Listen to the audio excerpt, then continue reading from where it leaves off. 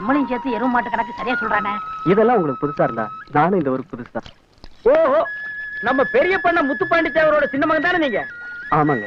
இதே பேண்ட் சட்டையெல்லாம் மாட்டிட்டு ஒரு டைப்பா பொம்மை மாதிரி வந்தியா, அதனால நமக்கு அடையாளம் தெரியலப்பா. பட்டணத்துல போய் கொள்ள படிப்பு படிக்கணும்னு சொன்னாங்க. எத்தனை படிச்சிருக்க?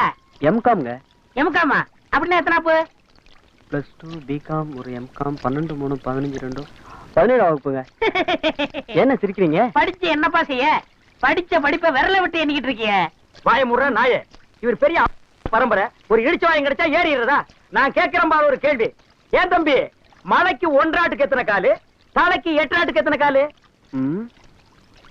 1 ஆட்டுக்கு 6 காலுங்க. 8 ஆட்டுக்கு 34 காலுங்க. என்னையா உன் படிப்பு, என்னையா உன் கணக்கு? மலைக்கு 1 ஆடுனா மலைக்கு ஒதுங்குற ஆடு, தலைக்கு 8 ஆடுனா தலைக்கு தாவுற ஆடு. ஆக மொத்தம் எல்லா ஆட்டுக்குமே 4 கால் தானையா இருக்கு. இது கூட